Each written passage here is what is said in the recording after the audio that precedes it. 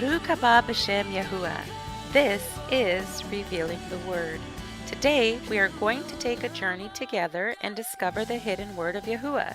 So put on your broad-brimmed hats and get ready to excavate the word with us, because we Shema Elohim with you. Shalom, this is your host, Jessica Arianis of HaKol Kallah Radio, and my special co-host, Eric Bissell. So this is our first episode of Revealing the Word, episode 101. Now we're going to take you in slowly because what we're going to review can have great depth. And we don't want you to become overwhelmed.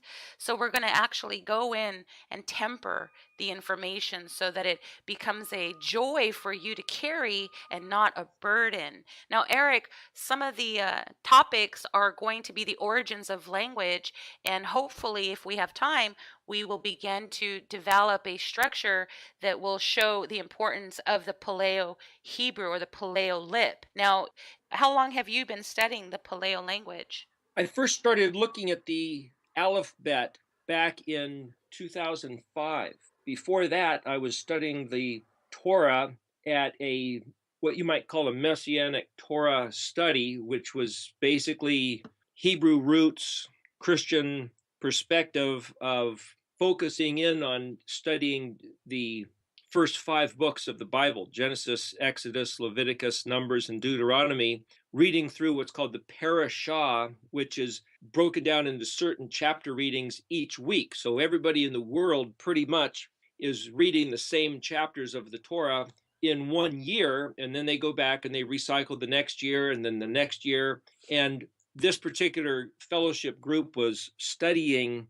that. So for 3 years or so, I was doing that, and then I started looking at the language itself in 2005. What inspired you? How did you come to the conclusion that the language was necessary? Well, an interesting thing, going to this Torah study, they had somebody that was helping people learn Hebrew, and it was a foreign language. So there was a certain degree of interest, but nothing in particular.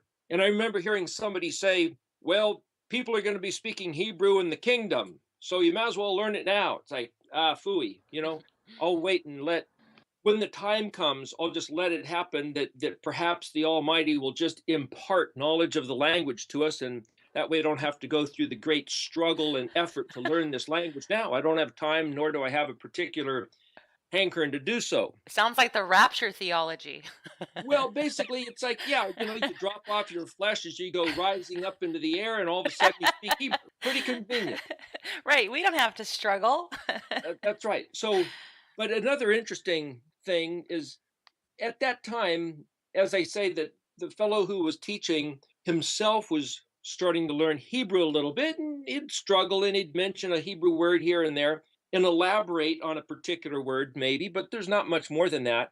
But he did say that the word Torah could be read as the covenant of light revealed. It's like, wait a minute, how do you get that out of the word Torah? And through the couple years I was there, I was writing down in the back of my Bible in the notes page an occasional word that he would elaborate. And it seemed that the way he was clarifying how do you determine that the word Torah means covenant of light revealed is that the letter Tav literally is a mark or a sign of covenant or agreement. And then the word or is the word light.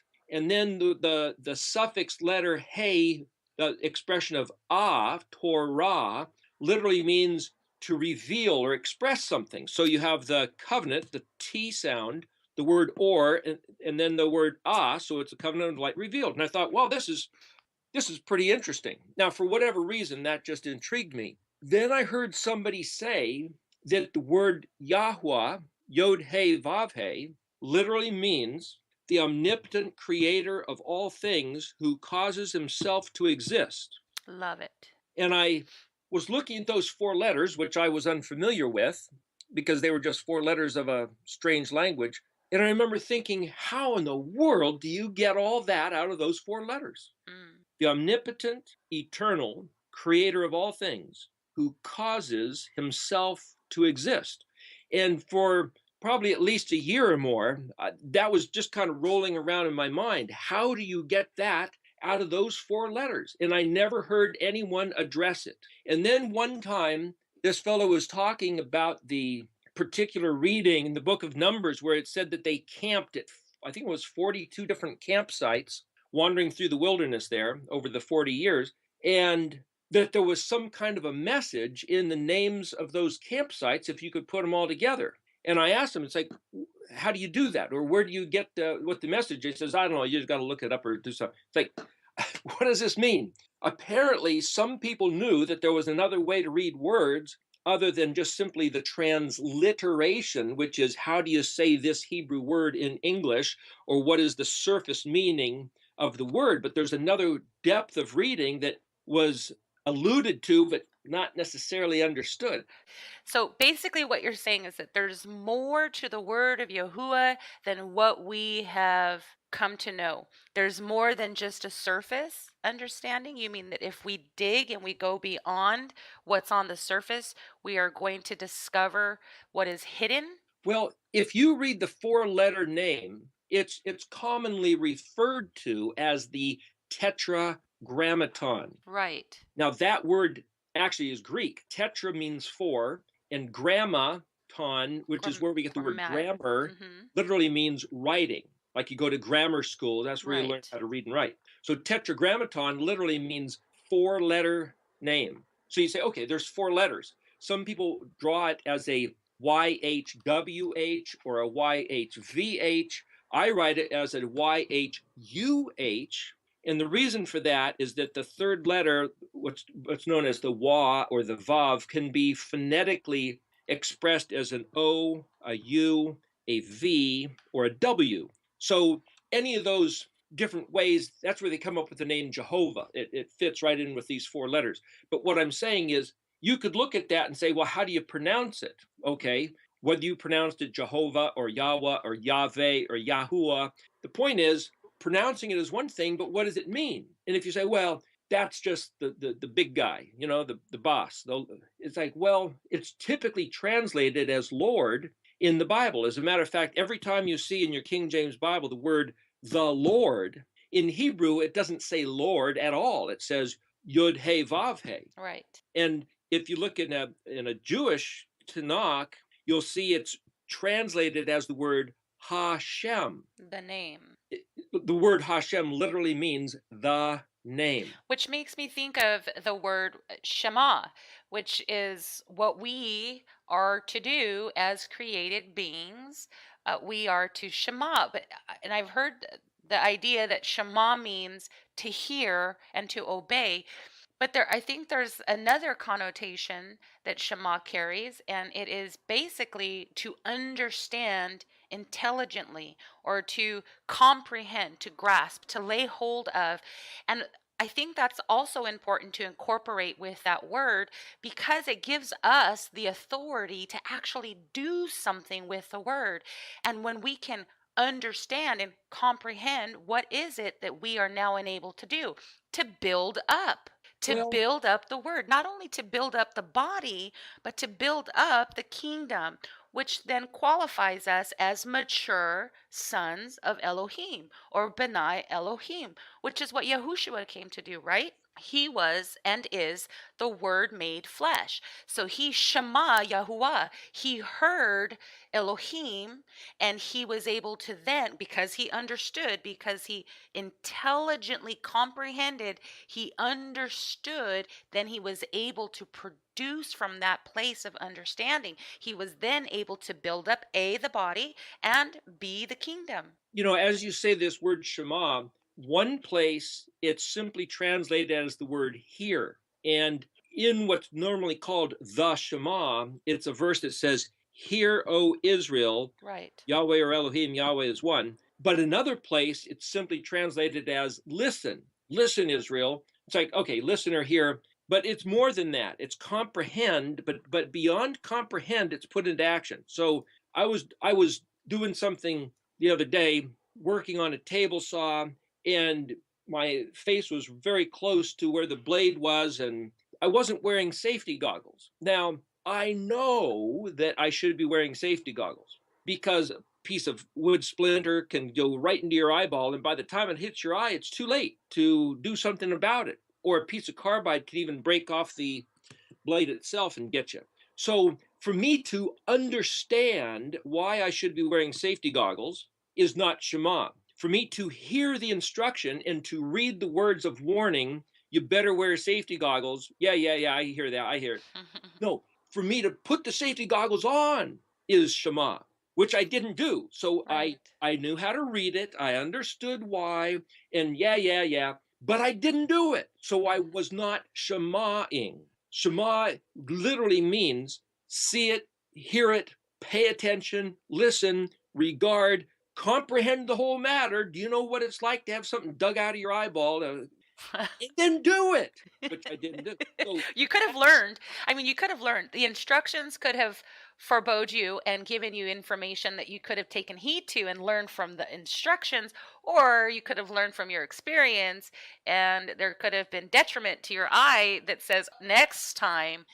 So we can learn the easy way or we can learn the hard way. But thinking of this word, before we get into our study today, we will review the Hebrew letters in their basic form before we get into their conceptual form.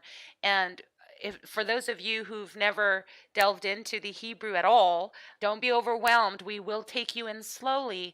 We will do our best to incorporate the basics before we get into the depth and the conceptual meaning of these letters. well, But if I could throw this real quick, one reason for mentioning this thing about the eyeball, and we're talking about listening, and we're talking about the name of Yahuwah, just for what it's worth, just to show you where this is going, is that the word Shema happens to be spelled with Shin, Mem, Ayin, and that letter Ayin literally is eye, eyeball, that which you see with, and the word Shem, Shin, Mem, is the word for name. To comprehend the name is another way of reading what the word Shema means. And we just talked about what the name means is essentially the infinite creator of all things who causes himself to exist. And listening to him is comprehending his name, comprehending all the ramifications of what that means, and then behaving or aligning ourselves, our heart, our mind, and our behavior accordingly so that we are working with him instead of against him. So this idea of something gets in our eye and we don't take regard for what's going to happen and looking at his name, all these are wrapped together as a common theme with just the word Shema. right. And again, that brings me to the idea that we are to see the word, not just be hearers of the word, but we are commissioned to do the word, to not just hear the word, but to do the word.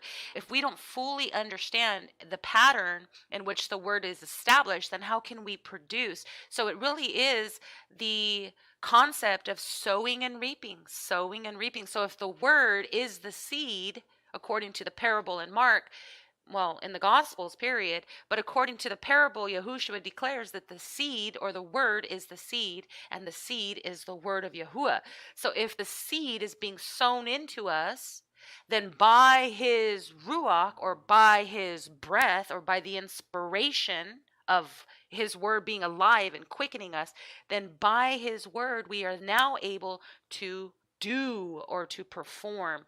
Matter of fact, you did bring up some of the letters, and again, we may have listeners who are not familiar with the letters whatsoever. Again, do not be overwhelmed or dismayed. We will eventually get to the letters. We will review them with you on a later show, and we will go over the conceptual meanings as well as just the basic names of the letters, the Hebrew alphabet.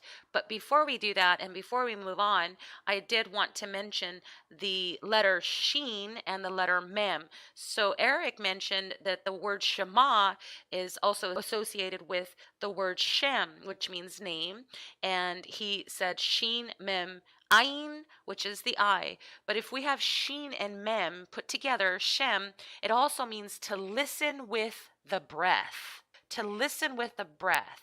And I think that that is extremely interesting. It means to understand, to be obedient, to declare, to discern, to perceive, but then also to be able to, once you're able to comprehend, to tell or to report. So it's important. I think in our conversation yesterday, Eric, we were discussing communication, right? And how Well, important it is not just to be able to communicate, but to have someone who hears, to have a recipient of what is being spoken.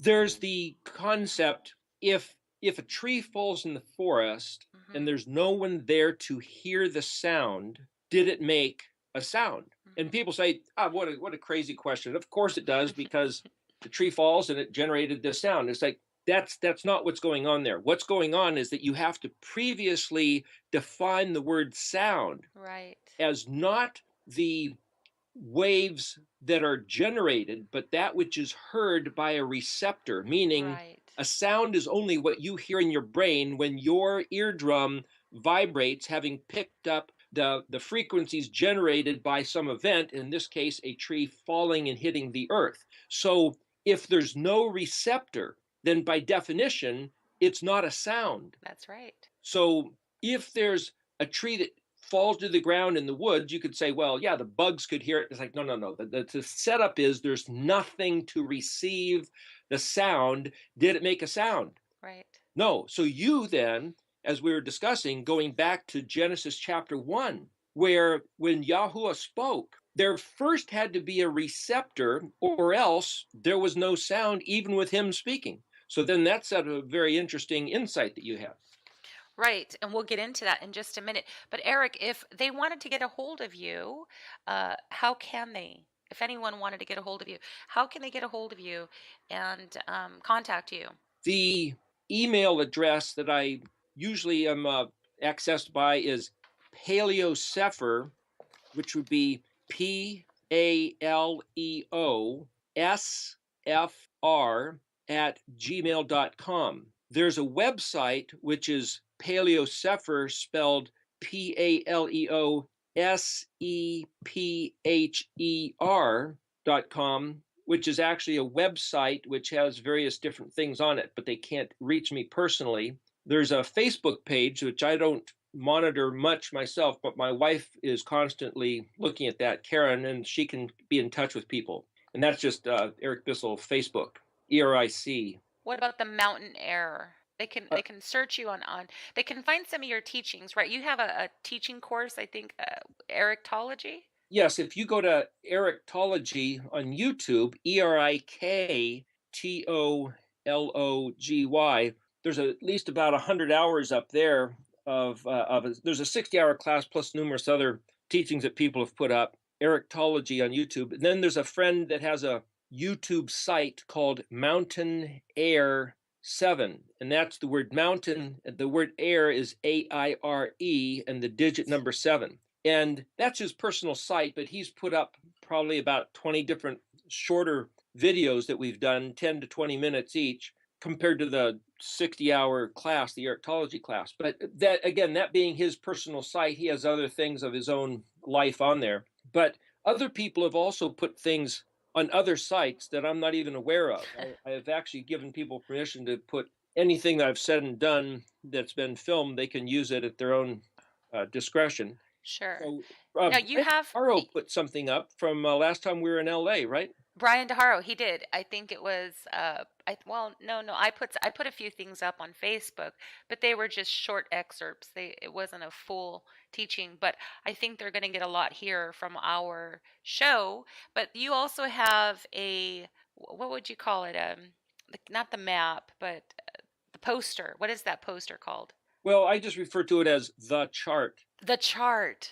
That's right, So the chart. Now, if they wanted access, which I must say that the chart is awesome, and it looks a little challenging at first when you first get it, but I think after you delve in and get more familiar with the waters, you realize it's not so deep after all. It's something that we can actually master, and that chart, if somebody wanted to get a hold of that chart and follow along with us, how can they get a hold of that chart? Your chart. the, to email me, and my wife will send them out one. We just ask for, if they can, enough to cover postage. Basically, I'm not charging people for the chart itself, but just cover the postage costs. And if they contact my wife, she will get their address from them and that whole thing. So again, by either Facebook or email. Just a real quick explanation of the chart.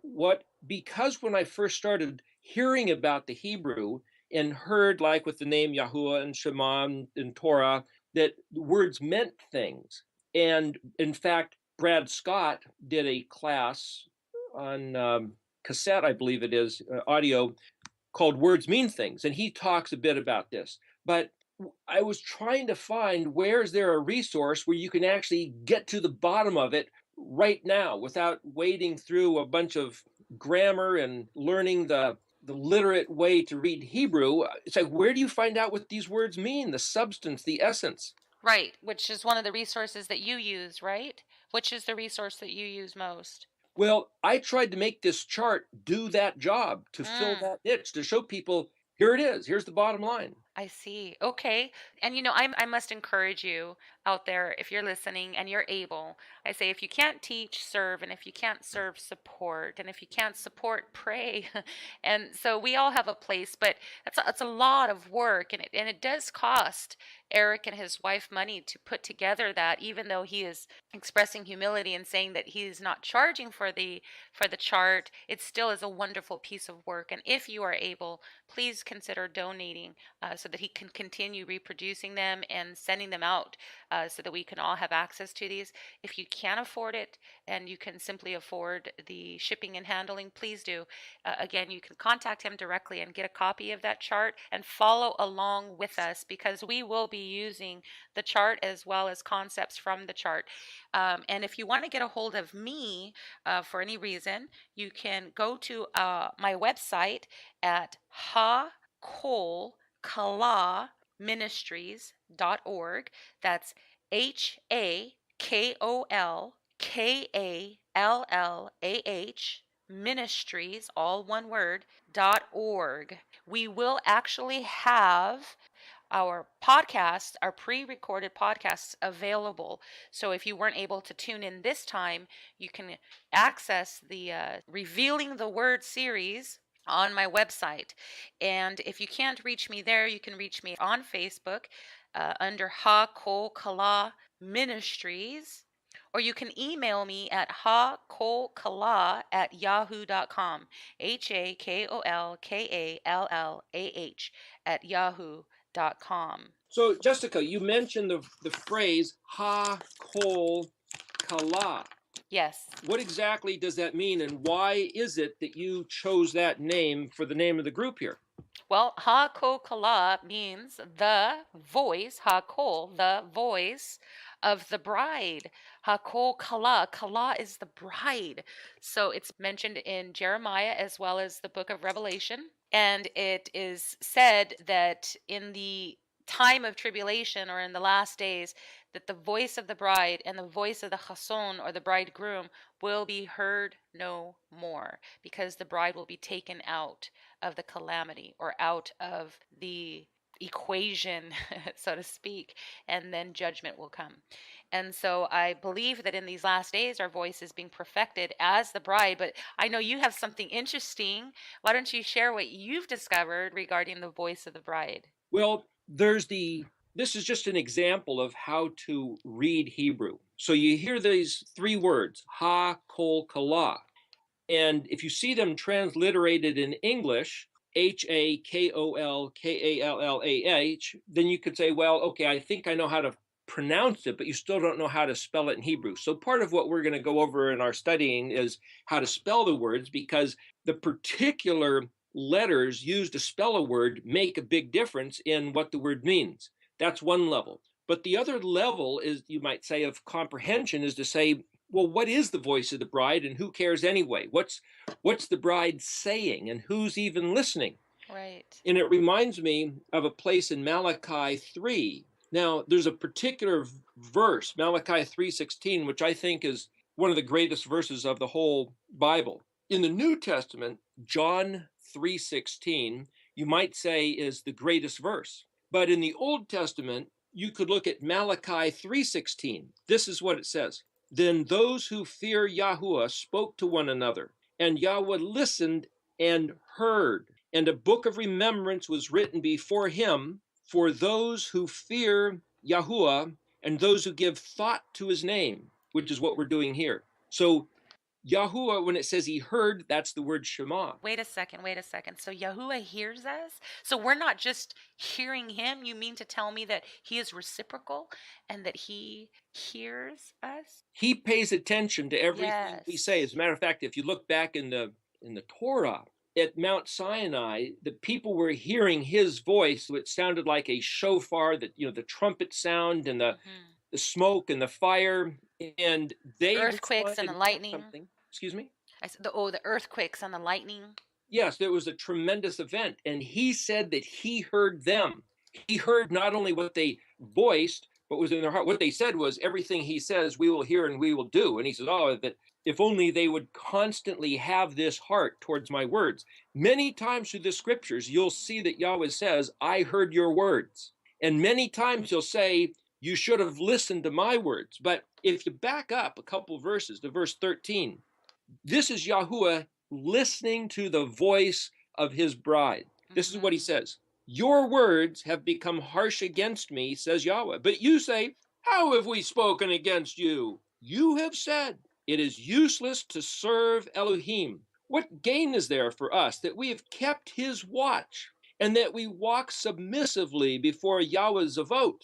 So now we praise the wicked. Evildoers are built up. They have seen, or they have even tested Elohim and escaped. Then those who fear Yahuwah spoke to one another, and Yahweh listened and heard. And a book of remembrance was written before him for those who fear Yahuwah and those who give thought to his name. Verse 17, they will be a precious treasure for me, says Yahuwah Zavot, on the day which I bring about. And I will have mercy on them as a man has mercy on his son who serves him. Then you will return and see the difference between the righteous and the wicked, between the one who serves Elohim and the one who does not serve him. And that word precious treasure, just for what it's worth for future reference, is the word segula. Yahweh listens to the voice of his bride, and the one who says, let's talk about him, his name. Yes. And the word Shem is not just name, but it's also fame, Right. Fame. renown, and reputation. So as we are discussing his stuff, his matters, his words, his message, which is what this radio show is about, he is taking note and writing down our names as we regard Hallelujah. his name. And this to him is a precious treasure, to have his people speaking about his matters. Causing his fame to go forth to the ends of the earth. Matter of fact, we didn't even know we were going to talk about his fame or even this here, but wasn't that our prayer this morning? That he would be glorified, and his fame would go forth, that he would be the fame of our words that we speak. But speaking of the treasures and speaking of our words, it reminds me of Matthew. Before you go on, Matthew 12:36. Let me read this to you in Matthew 12:36. It says, the good man brings out of his good treasure what is good, and the evil man brings out of his evil treasure what is evil.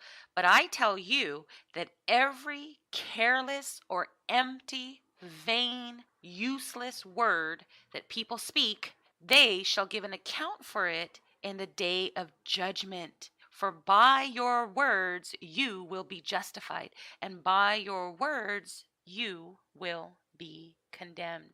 Many times people think that we're going to be judged based on our actions, and they don't understand that there has to be a core source.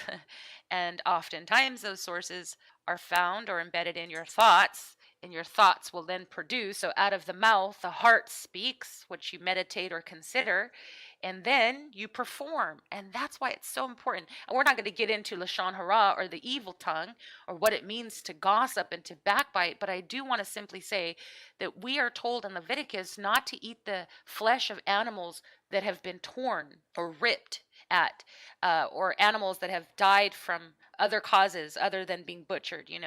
And so we're not to eat the torn flesh, or the basar, the flesh that's been ripped up. We're not to eat that because it's unclean for us, right?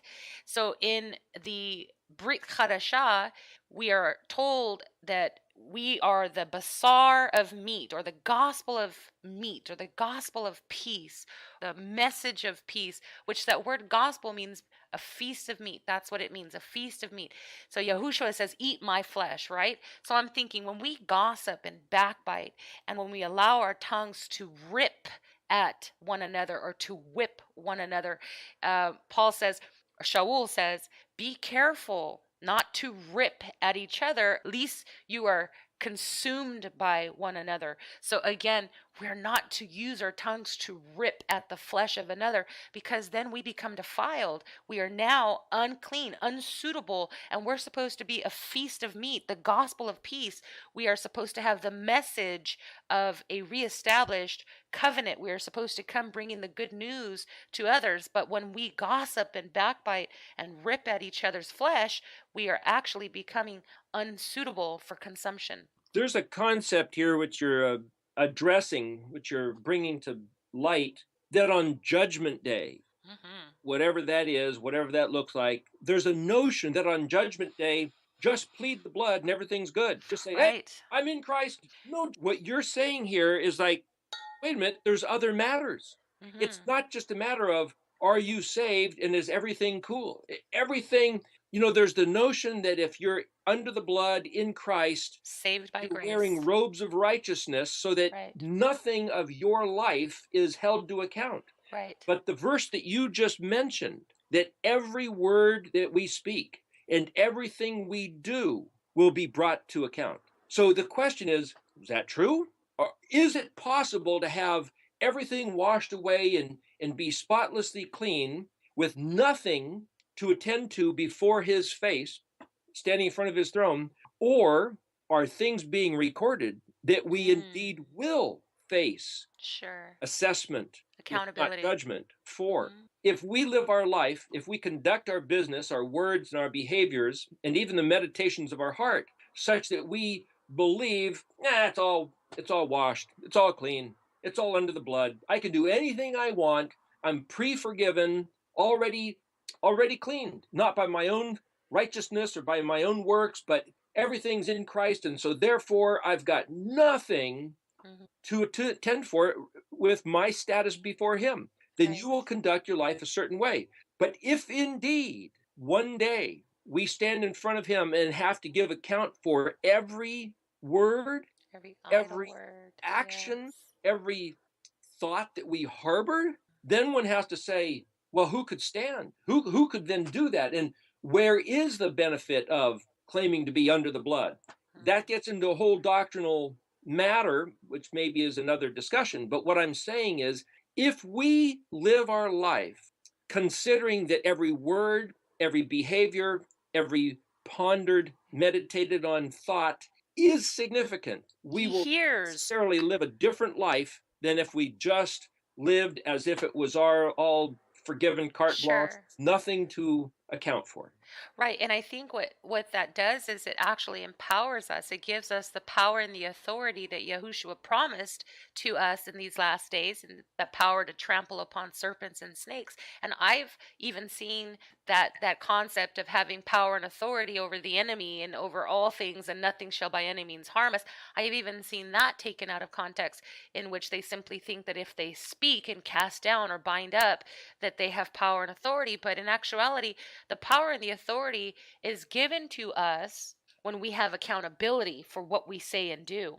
Back in the garden, when Ha'adam, or the man, did not take accountability, he said, well, the woman that you've given to me, she has given to me to eat, and I did eat. In other words, he's saying, well, I didn't have the authority to say no. I didn't have the power to say no. She persuaded me. So he basically handed over his authority, and that was usurped there in the garden. And then he turns to the woman and says, is this true? What have you done? She says, well, the serpent beguiled me. So she's basically saying this trickery had power over me. It had the power or the authority to cause me to do.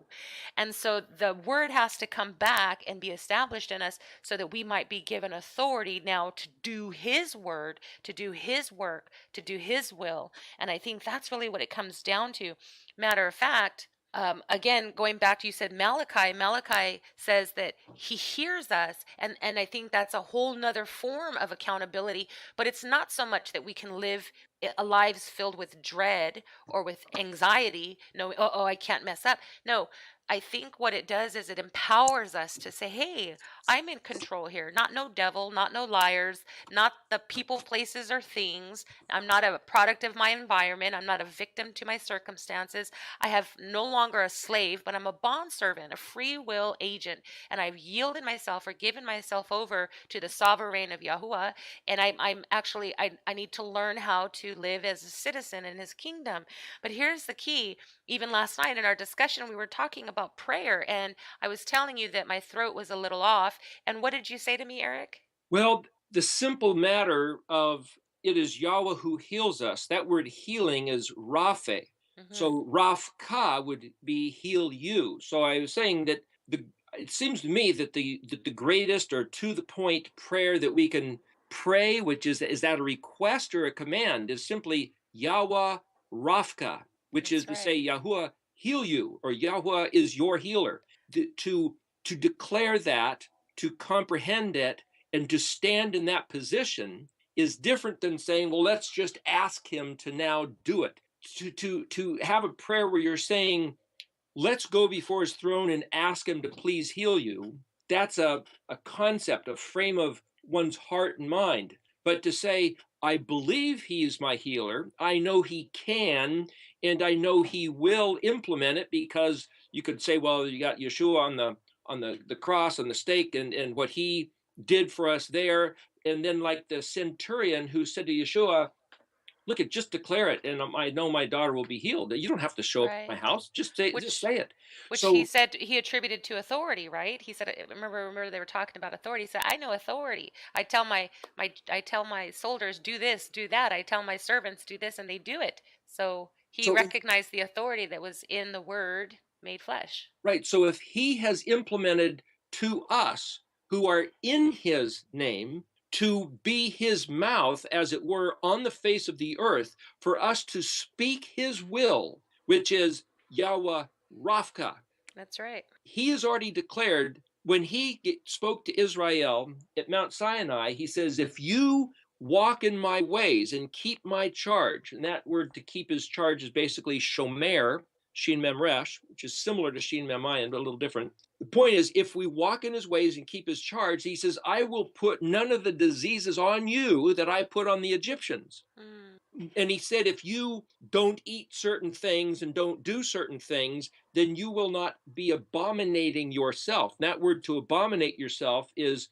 amongst other things, to make yourself vulnerable to certain unhealthy or ununiform Calamities. conditions. In other words, if he made our body to work a certain way, if we ingest certain things, what it does is tweak or tort or distort the mechanisms, and we have abominated ourselves.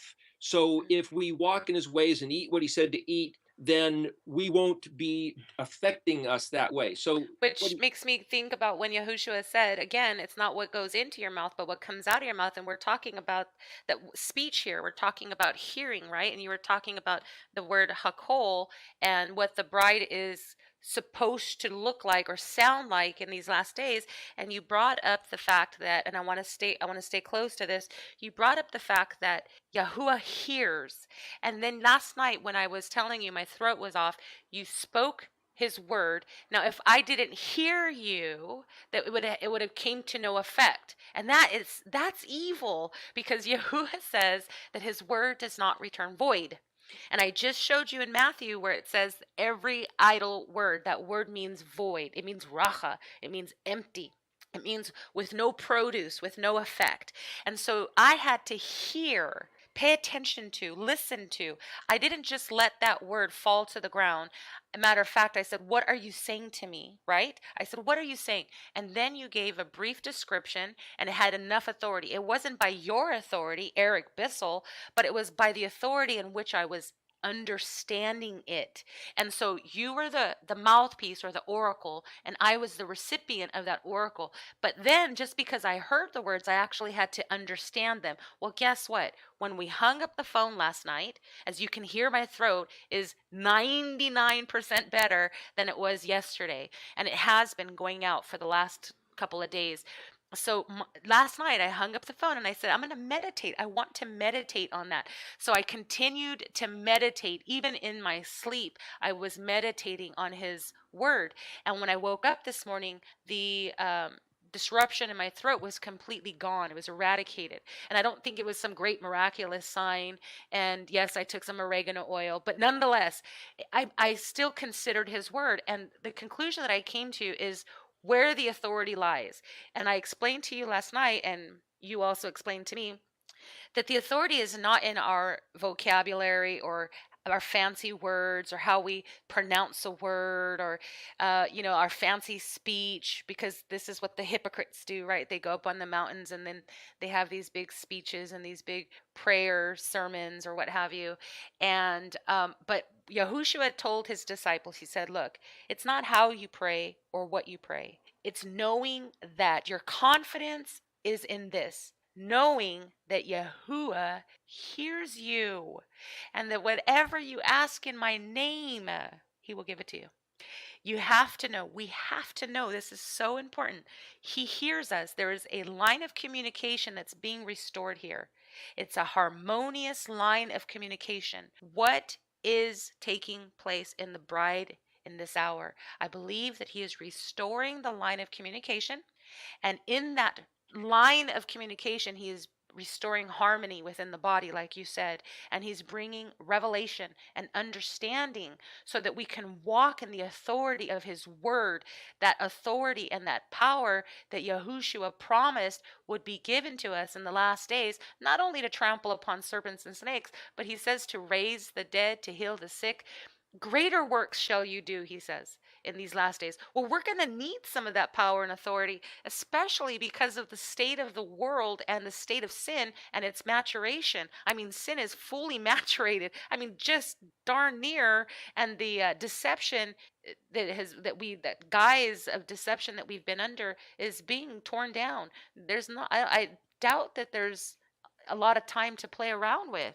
Well, we mentioned regarding this voice of the bride, Kol Yes. HaKallah, Hmm. and I mentioned Malachi 3, verses 13 to 18. Let me bring about one reason why I mentioned something about eating and paying attention to what he said. Verse 18 says, then you will return and see the difference between the righteous and the wicked, between the one who serves Elohim and the one who does not serve him. Now, if you just read that in English, let me ask you, just to see what you have to say. Then you will return and see the difference. Return to what? What does he mean by that? Why did he say, then you will return? Where did you go that you have to return from? What's he mean? Very good. Now, Now, if is I that look is at that the this in word shub, return? well, here's the thing. If I learn Hebrew and go back and read that verse in the Hebrew Tanakh, it says the word is spelled Vav Shin Bet Tav Mem, which is Ve Shevetem. Shevetem. Now, I don't read Hebrew, so I don't know Hebrew, so I don't know what it means. Veshevtem. But if I know a little bit of Hebrew, I could see that this says, and they Shabbat. Shin Betov. They Shabbat.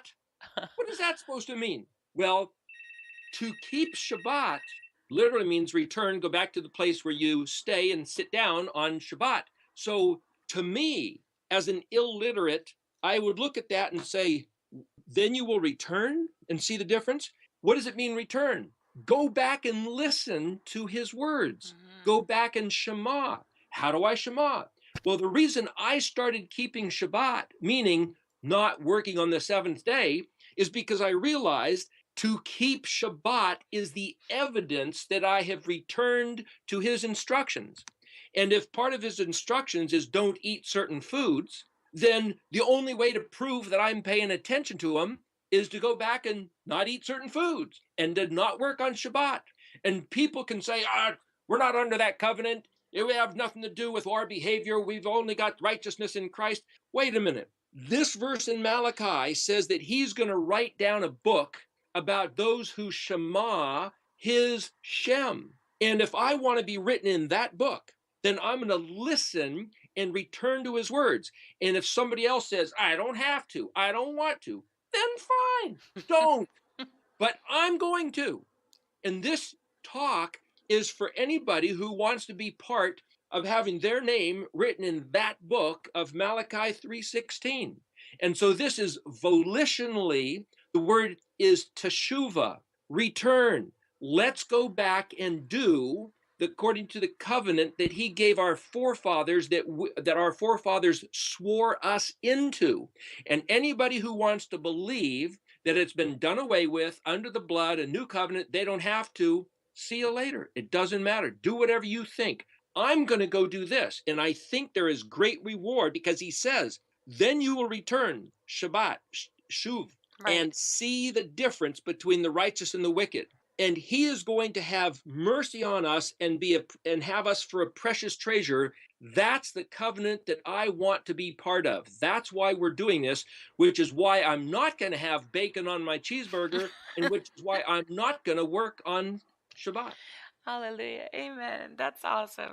That word that you brought up, Shabbat, I don't think I've ever seen it that way, but I will search it out.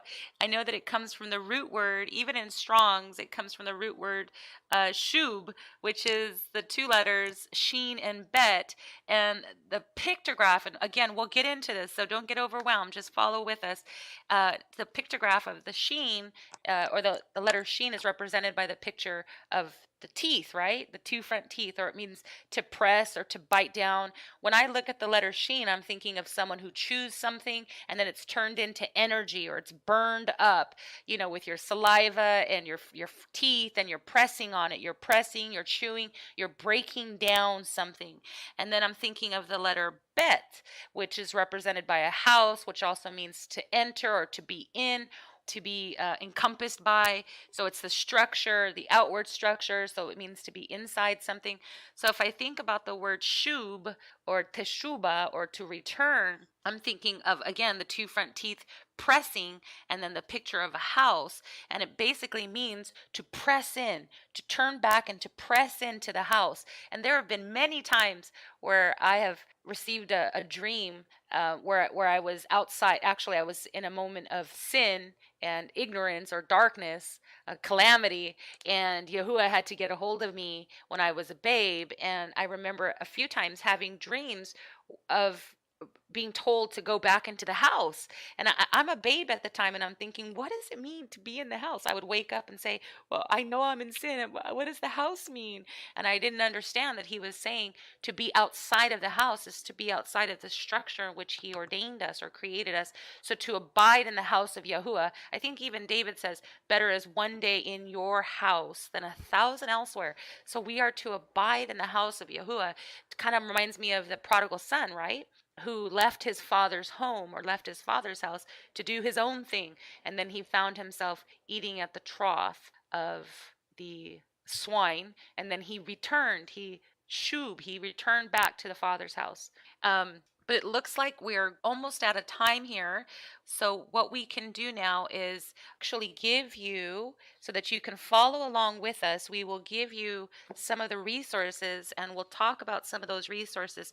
Again, if you don't have access to these resources, you can contact us and we will give you links to which you can access them for free. For example, I use the eSword program, which is a free download that you can use without internet. You don't need the internet to use the eSword program. And again, you can contact me and I can help you through that or walk you through that. Now, I know I also use several different resources, such as the BDB. I use encyclopedias and dictionaries as well as lexicons.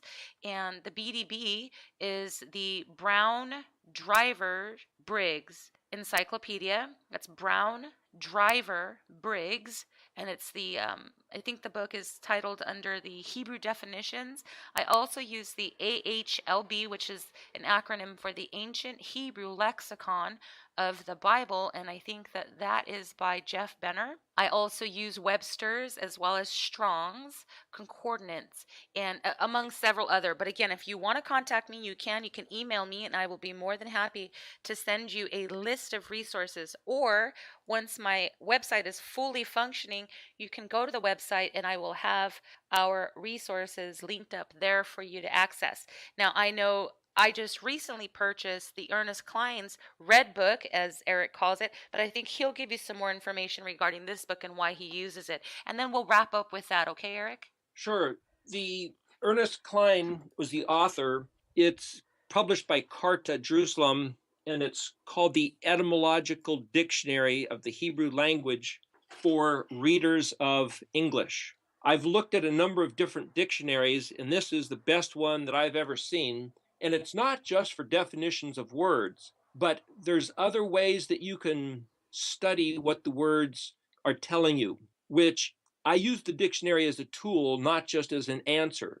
What I mean by that is to say, if you look at the word spelled Shin Bet Tav, Shabbat, it's like, oh, that's the Shabbat. That's the day that you rest according to the covenant. But you might see that the Tav is a suffix of the word Shin Bet, so that means having returned. But you could also see that the letter Shin, for example, could be a prefix, and then Bet Tav is the word. So if you just saw three letters, you don't know whether it's the tav is a suffix meaning one who has done the shin bet. Shin bet means return. Or you could say, well, shin might be a prefix of bet tav. Well, to read it that way, bet tav is a daughter, and the shin can mean that which belongs to. And you'll see sometimes on a mezuzah, on people's doorposts, the letter shin, which stands for the word Shaddai or El Shaddai. And you could say, well, if El Shaddai, meaning the Almighty, this shin representing that which belongs to this is the Almighty El Shaddai's possession, and Bet Tav means daughter. So you could say the Shabbat is a gift that Yahuwah gave his daughter. She is not under the burden of being obligated to work on the seventh day. So by looking at the dictionary and being able to break apart the words, you can see that there's other ways to read a word. So that's the benefit that I get out of the Red Dictionary. It's not just looking up definitions, which you can get online or Strong's or anywhere else. It's a matter of how do you then investigate the hidden things within the word. So this whole class that we're doing here, like an archaeological expedition, if you go out into the soil and dig things open and find what's buried there as an archaeologist with the broad brim hat, that's what we're doing with these words.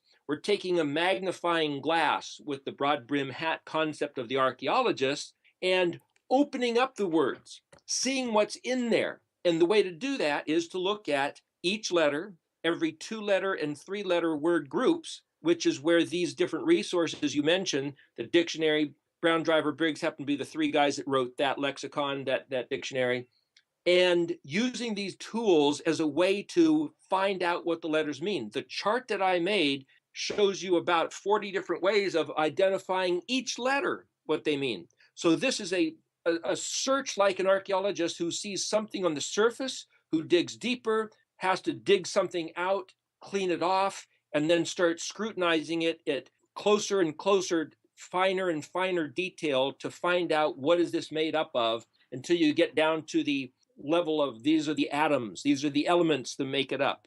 Wonderful. So again, that book is written by Ernest Klein, published by Carta, Jerusalem, and it's a comprehensive etymological dictionary of the Hebrew language. Now, it can be a costly book, right?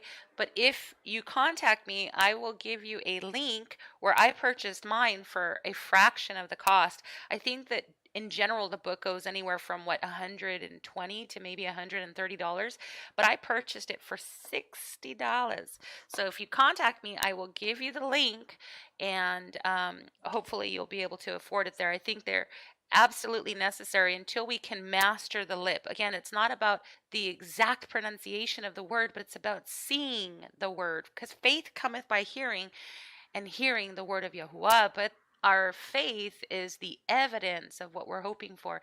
But please stay with us. We wanted to introduce who we are and why we're doing what we're doing. And I think it's extremely important to know that first we have to shema, we have to sit down, take heed, lend our ear, give ear to what's being said so that we can eventually meditate, chew, and benefit from what is being spoken.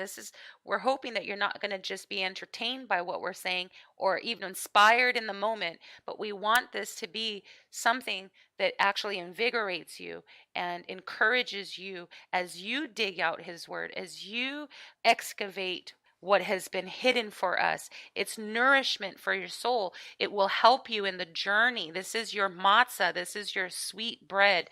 This is life, and we want to be a part of that. So again, thank you for joining us. It's pretty much it for this show. Remember to Shema and Zakar. Remember the words of Yahushua. And he said unto them, take nothing for your journey, neither staves nor scrip, neither bread nor money, because Yahuwah Elohim Amkom. Yivarechecha Yahweh. Shalom.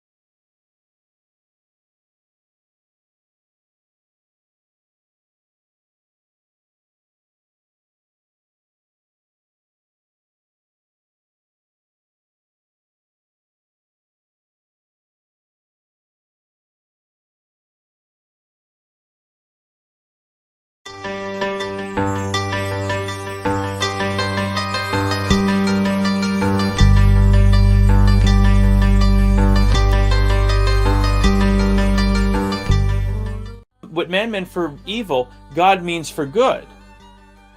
And we don't understand that. And so we have to trust God through the process. And if you're going through something crappy, if someone is putting the boots to your neck right now, you've got to endure the process, trust God. Now, maybe there's something you need to change. Okay, if you keep getting hit because you're doing the wrong thing over and over again, you're making the same mistake, or you're in the wrong place. If God is telling you to get out of somewhere, and you remain there, if you're like Lot over in Sodom, even though you're grieved, it's still, you got it kind of good. God may be turning up the pressure to get you out, but maybe God is putting you through the paces in order to train you up for something. He did it with Joseph. He does it with all of us. But you think it was pleasant for Daniel to go into Babylon and to be tested? You think it was pleasant for him to become a eunuch? Because that's what happened to Daniel and Hananiah, Mishael, and Azariah, Shadrach, Meshach, and Abednego. They were all eunuchs. That's not pleasant, no matter what anybody tells you. My point is that God, in his infinite wisdom, already knows the beginning from the end. He knows what people are going to do. And he's smart enough to know that he can make out a plan where he's going to get us to where we need to be if we submit to the process, so that he can bring about his desired result. We're going to get the blessing out of it, and those who are evil are going to be judged.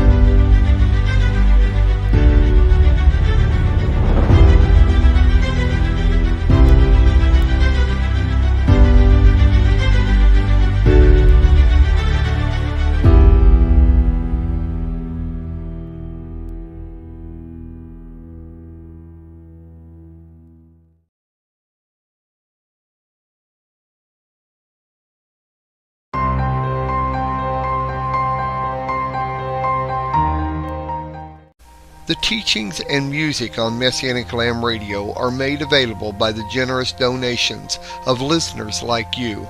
Thank you.